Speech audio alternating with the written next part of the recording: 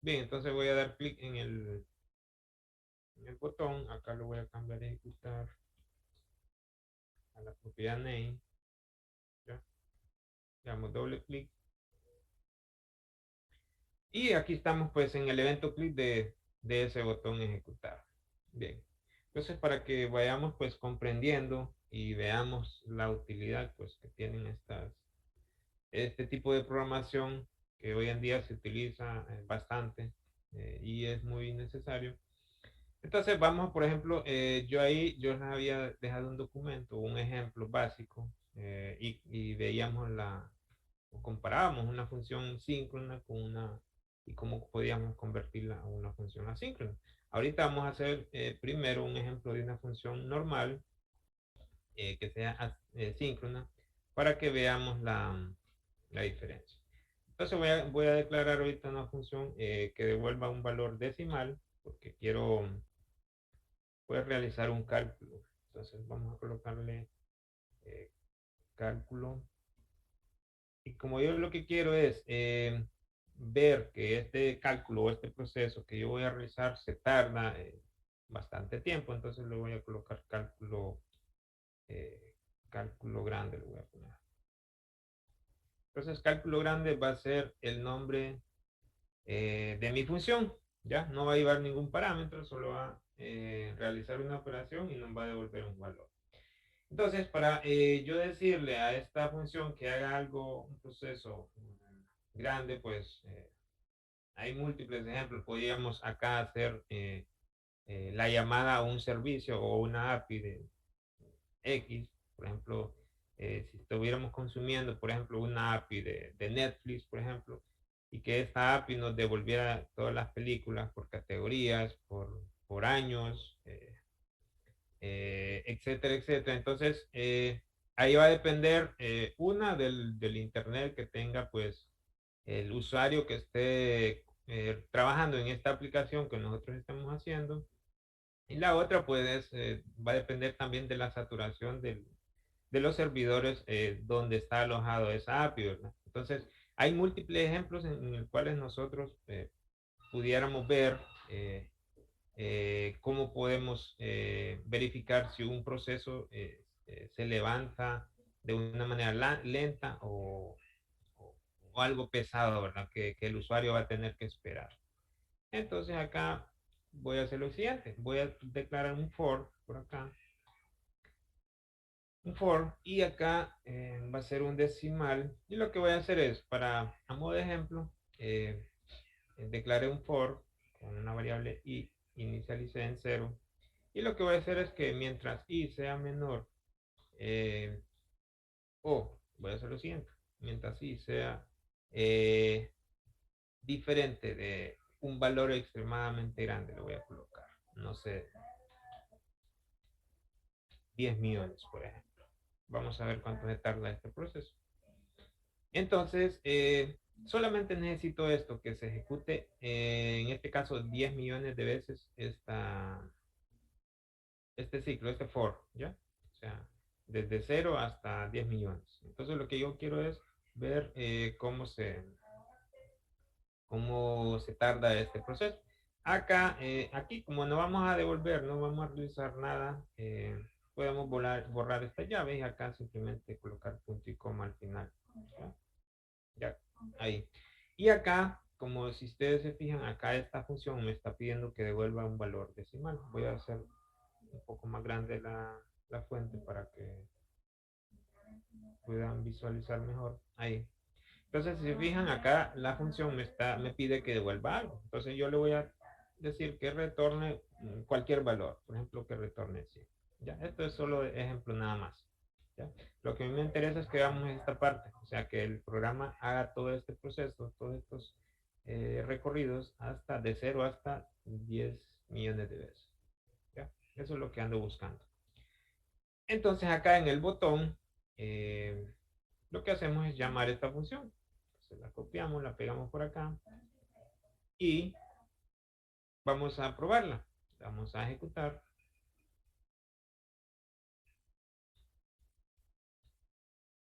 A ver qué pasa. Aquí tenemos el programa. Recuerdan que un proceso, una función síncrona, si es bastante pesada, dependiendo el procedimiento que realice.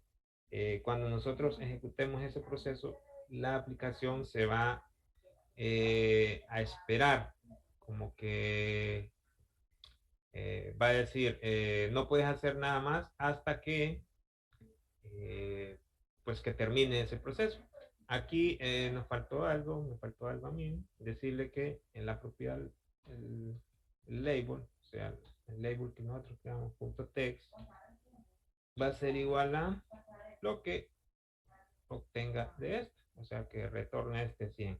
Entonces, acá nos dice que no se puede convertir en decimal en string. Entonces, lo que vamos a hacer es declarar una variable decimal acá, decimal decimal valor va a ser igual a esta función. Y ahora sí al label punto text le mandamos lo que tiene la variable valor y acá coloquémosle punto toString siempre para que este valor decimal lo convierta a una cadena de texto. Entonces ahora lo vamos a volver a probar y ejecutamos. Y si se fijan, se tardó como un segundo en devolverlo. Entonces, para ver la diferencia, quiero agregarle, por ejemplo, acá, que sea no 10 millones, sino que 100 millones, que recorda de 0 a 100 millones todo este proceso. Voy a ejecutar a ver si se tarda un poco más. Le doy a ejecutar. Y si se fijan, yo no puedo hacer nada en la aplicación, se queda pegada. Hasta ahorita que ya terminó, me dejó realizar los procedimientos. O sea que como todo el programa está ejecutado en un solo hilo, entonces no podemos realizar otra tarea hasta que este hilo, esta tarea, se termine o se culmine. Imagínense si fuera, le agrego un cero más, por ejemplo. Ya no serían 100 millones, sino que serían un billón, si no me equivoco. Si lo ejecuto. O sea, se va a ejecutar ese for un billón de veces. Si yo le doy a ejecutar, miren que la aplicación se cuelga, o sea, está pegada.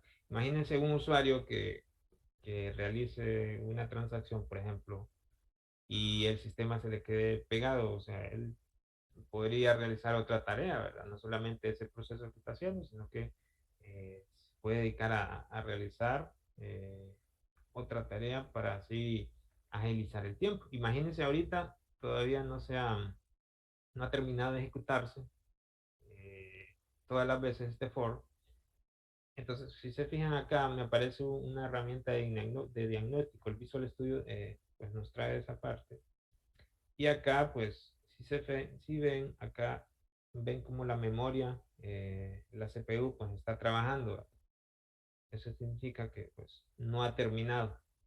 Entonces, eso es lo que pasa cuando nosotros trabajamos con métodos síncronos o tradicionales.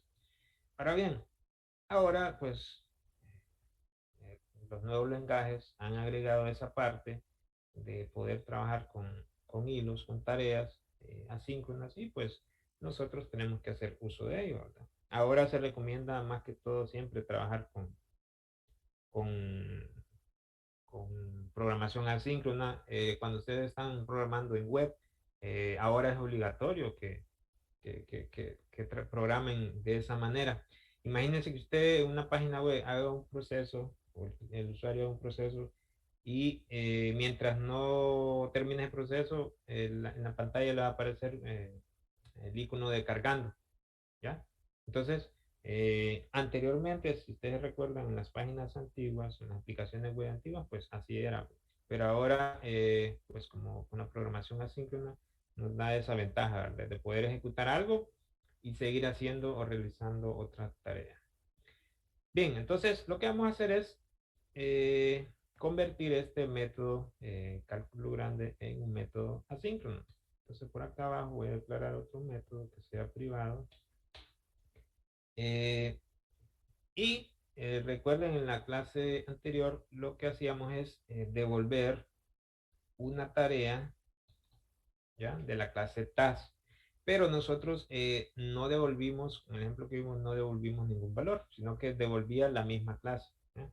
Ahora, como en este caso vamos a devolver un valor decimal, necesitamos decirle entre menor y mayor que, decirle qué es lo que vamos a devolver, qué es lo que esta tarea va a devolver. Entonces, como en este caso, vamos a devolver un valor decimal, ¿ya? Entonces, decimos task, el tipo de datos que nosotros necesitamos devolver en esa función, y ahora colocamos el nombre, que sería cálculo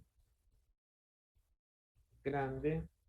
Y siempre, como les decía la vez pasada, siempre es recomendable colocarle cuando nosotros creemos o diseñemos un método, una función que sea asíncrona, siempre al final coloquémosle la palabra async para que pues que otro programador que ya venga sepa que lo que usted hizo, pues, o que esta función es asíncrona, ¿ya? Entonces siempre se maneja ese estilo de programación que al final, cuando un método o una función sea asíncrona, coloquémosle al final el nombre así. Bien, entonces dentro del método, ahora sí vamos a realizar o vamos a decir qué es lo que queremos devolver. Entonces aquí directamente podemos decirle que retorne. ¿Y qué va a retornar? Una tarea, task room. Y lo que vamos a meter dentro de esta tarea, eh,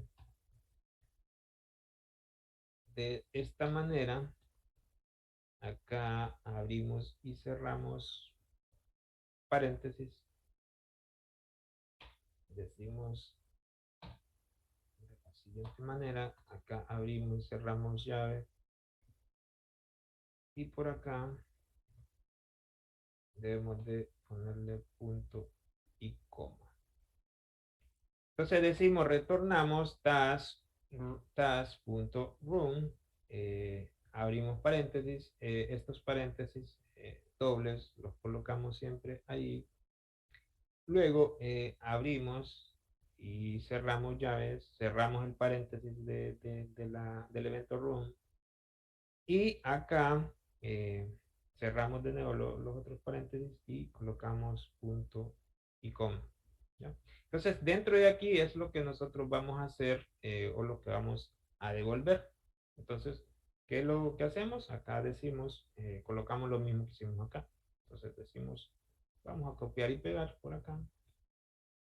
Copiamos el for y acá retornamos este de acá.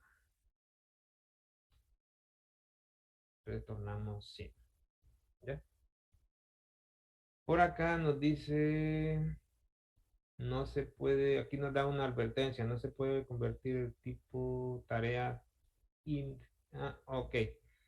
Aquí la función me está, o la tarea me está pidiendo que va a devolver un decimal, pero el compilador detecta que este 100 que yo le estoy mandando acá es un entero. Entonces, para nosotros decirle al compilador que este 100 no es un int, sino que es un decimal, nosotros acá al final le colocamos la letra, el índice M, ¿ya? Esto siempre lo vamos a utilizar cuando estemos trabajando con décimas, porque a veces el compilador, si él no detecta que tiene decimales y es un valor entero, posiblemente él diga, no, este es un entero. Entonces nosotros, para forzar y decirle al compilador que es decimal, nosotros le colocamos este índice M al final. Y con eso ya estamos diciéndole que nos retorne este decimal, ¿ya? Bien, y prácticamente todo el procedimiento, el proceso que hagamos dentro de esta clase task, ¿ya? Todo esto, entonces va a ser el proceso. Aquí, como les digo, hay múltiples o infinidad de procesos, desde una transacción financiera, desde un carrito de compras o- o una venta en un sistema de facturación, etcétera, etcétera, etcétera. Hay múltiples eh, procesos o tareas que un sistema de cómputo pues necesita realizar. Entonces lo colocamos dentro de esta clase. Entonces ahora nos venimos acá al evento ejecutar del botón, y lo que hacemos, vamos a comentar este de acá, ¿ya? Vamos a comentar Y acá vamos a hacer la llamada no de esta función, sino que la que acabamos de crear. Entonces, acá decimos lo siguiente. Primero, a este método o a este evento, click, nosotros necesitamos decirle o colocarle acá async. ¿Por qué?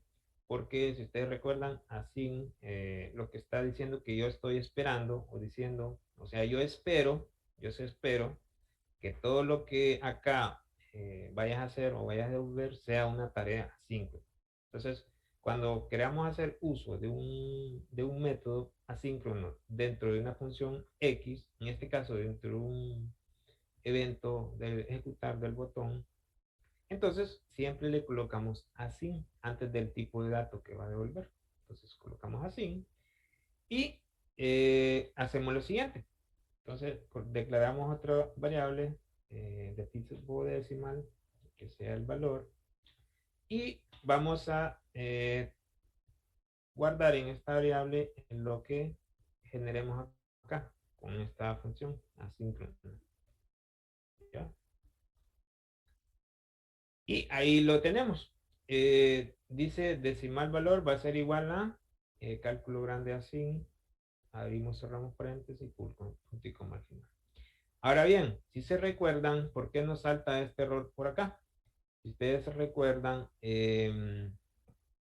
anteriormente, siempre, siempre cuando nosotros trabajamos con un async, siempre debe haber un await, ¿ya? Entonces, acá el await es obligatorio. Siempre. De hecho, cuando yo selecciono await, fíjense que también se selecciona async. O sea, van de la mano los dos. O sea, este es como, el await es como digo, yo voy a retornar todo lo que yo haga aquí. O sea, yo te prometo, el await le dice así, yo te prometo que todo esto que voy a hacer acá, te lo voy a mandar como una tarea asíncrona. Entonces, el async está esperando que lo que le devuelva a await sea una tarea asíncrona. ¿Ya? Entonces, anteriormente, en algunas versiones antiguas de Sechar, no se utilizaban estas await async, si solamente se utilizaba el task, pero era un poco más engorroso a la hora de trabajar. Entonces ahora, pues en las nuevas versiones de Sechar, pues colocaron estas dos palabras y se nos hace un poco más fácil a la hora de hacer llamados a una tarea asíncrona. Entonces, recordemos siempre colocar el async en la función o el evento y await acá a lo que va a devolver, en este caso la función asíncrona. Ahora, en el botón label.text, lo que vamos a hacer es que va a ser igual a valor punto to string, recordemos. Entonces, ahora lo vamos a probar.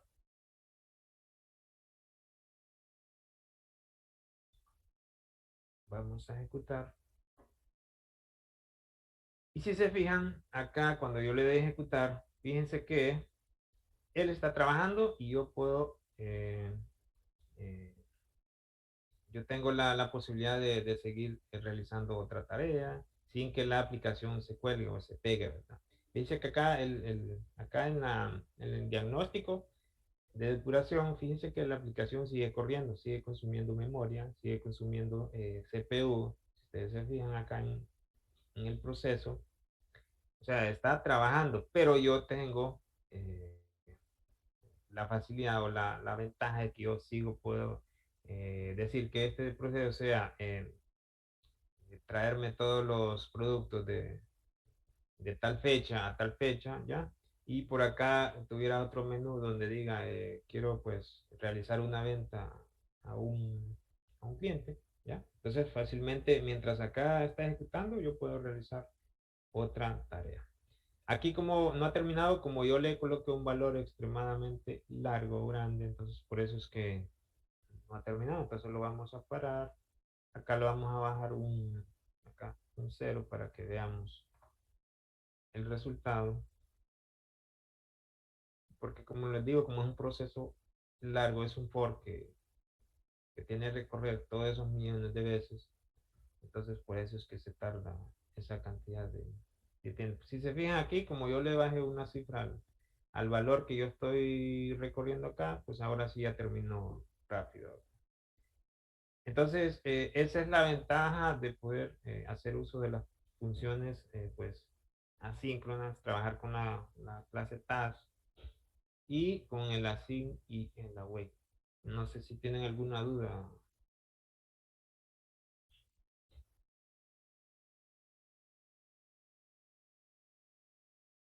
¿Tienen dudas? ¿Consultas?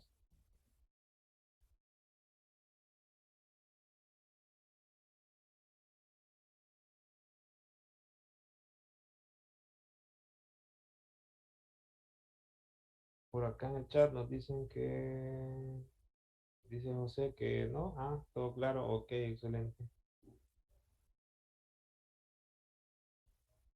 Ok, excelente. Pero sí me interesa, como les digo, que ustedes vean y noten, pues, la utilidad que tiene esto de la programación asíncrona. Como les digo, aquí en esta función, dentro del task room, podemos meter múltiples procedimientos, códigos, dependiendo el nivel de codificación de su sistema que usted está haciendo. Entonces ahí va a depender de qué es lo que está haciendo. Entonces, como este es un ejemplo, yo pues lo único que quise hacer pues crear este for y que pues lo recorriera desde cero hasta este valor, ¿ya? Y eso sería pues lo que hace. Entonces no, si no tienen duda muchachos, el día de mañana pues ahí les voy a colocar ya una tarea para que la puedan realizar. Y pues si tienen alguna duda, ahí tienen el foro para que me puedan pues realizar alguna consulta, ¿verdad? No sé si tienen alguna otra duda de que tengan.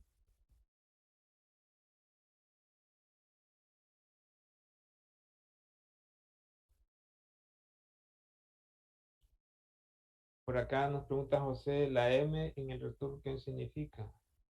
Sí, como les decía, este 100 voy a hacer un poco más grande el texto. Si yo le quito esa M, como les decía, el compilador o el lenguaje está, como él dice que este es un valor que no tiene decimales, él lo mete o él le indica que este es un valor entero o int. Pero como nosotros estamos devolviendo un valor decimal, ¿ya? Estamos trabajando con valores decimales.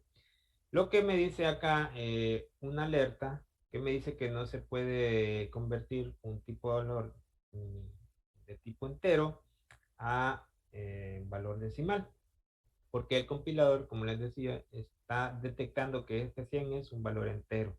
Entonces nosotros, para forzar al compilador y decirle que este es un valor decimal, le colocamos ese índice, ¿ya? De m para indicarle que este es un decimal. O sea, todo lo que yo le mande acá quiere decir que es un decimal. No sé si queda más claro por ahí, José. Listo. Por acá nos pregunta Wendy.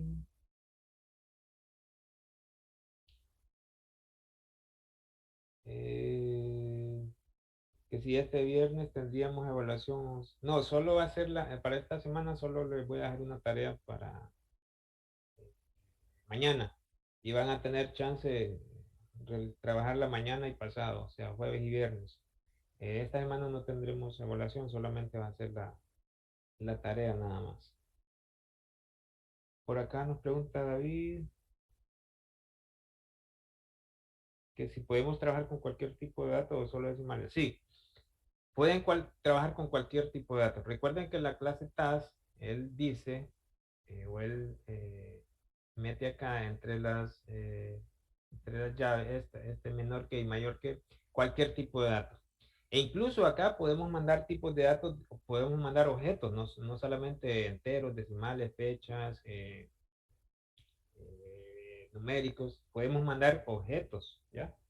Quizás por acá yo, no solamente objetos también, sino que colecciones, podemos mandar arreglos, matrices, o sea, lo que es un dato en programación lo podemos pasar como parámetro que devuelvan la clase task. Entonces, no solamente con decimales, sino que con cualquier tipo de dato. No sé si eso era la duda, David.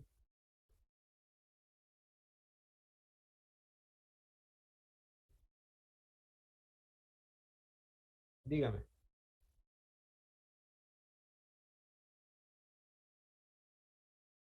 Como les digo, hay múltiples ejemplos.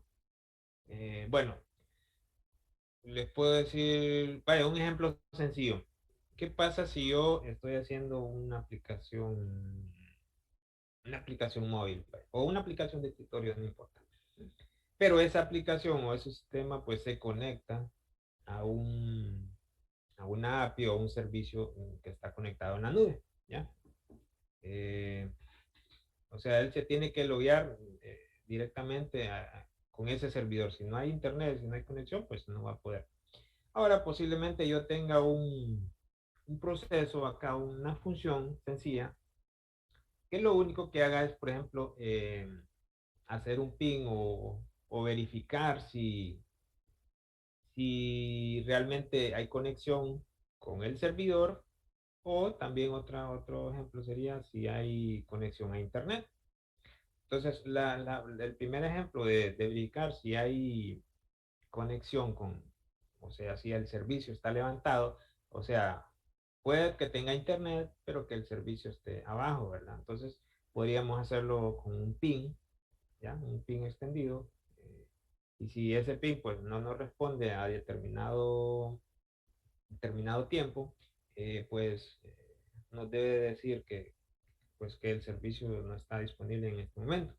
Pero, por ejemplo, anteriormente trabajaba con eso para hacerle ping al servidor o al servicio a ver si estaba arriba, ¿verdad?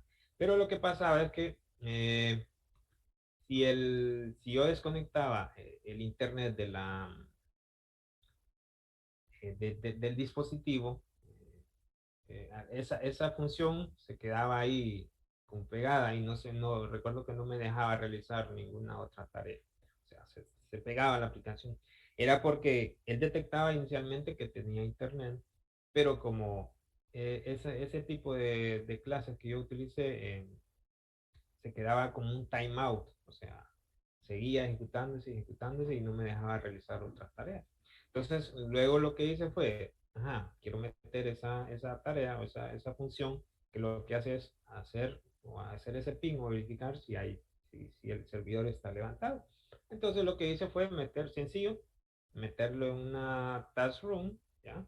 El mismo código y que devolviera un booleano en esta tarea. Y así pues logré resolver esa parte. Como les digo, otro ejemplo de otra magnitud, por ejemplo, imagínense una transacción financiera, una transacción bancaria, ¿ya? Venimos y, por ejemplo, en una aplicación web nosotros queremos hacer un pago, ¿ya? Pero posiblemente en ese momento esté un poco saturado el servidor de la institución. Vamos a notar que pues que nos va a aparecer una ruedita ahí en la página como cargando, cargando y cargando, ¿ya?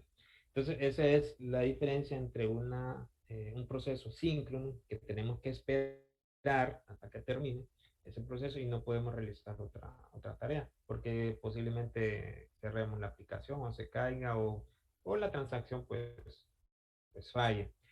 Imagínense otro proceso también cuando ustedes están, eh, o sea, que ustedes estén matriculándose, agregando clases a su forma, forma hacer test. Entonces imagínense que el servidor pues todo esté trabajando en un mismo hilo, un mismo servidor, y no haga uso de las funciones asíncronas, o sea que todos los usuarios eh, estarían trabajando en el mismo hilo de procesamiento. O sea, esa es la desventaja que nos dan las programación síncrona. En cambio, la programación asíncrona, eh, eh, los usuarios pues estarían trabajando en múltiples hilos a la vez.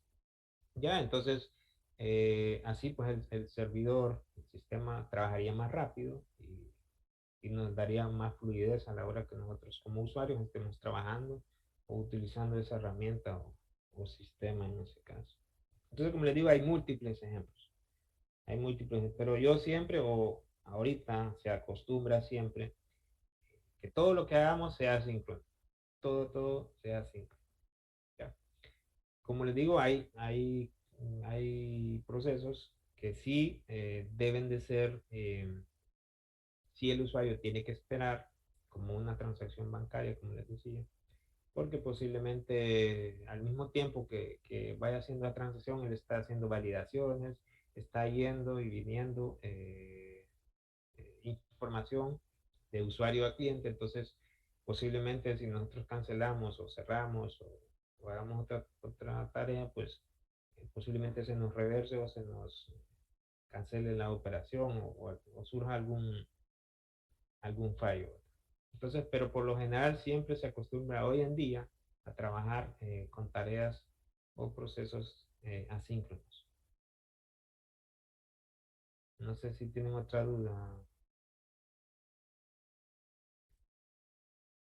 De hecho, todos ahorita los que se dedican a la programación web eh, trabajan bastante con programación asíncrona. Los que se dedican a trabajar en JavaScript, pues obligatoriamente siempre tienen que trabajar con programación asíncrona. David nos dice, ok, listo. No sé si tienen otra duda ya para terminar.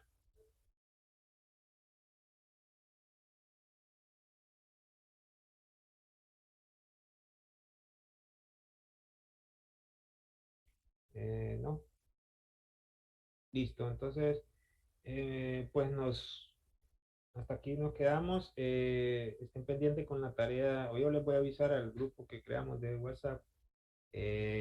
Cualquier consulta que tengan, pues me la hacen por el grupo o pueden ir pues al foro a realizar una consulta un poco más detallada, ¿verdad? Si es que tienen alguna duda o, o algún interrogante con la clase o con el ejercicio que tengamos mañana, ¿verdad? Entonces cualquier consulta ahí estoy a la orden para apoyarlos. Pues nos Sí, ¿a qué hora va a veríamos, subir el ejercicio? perdón, ¿A qué hora va a subir el ejercicio? en la mañana va a estar, en la mañana a partir de las 8.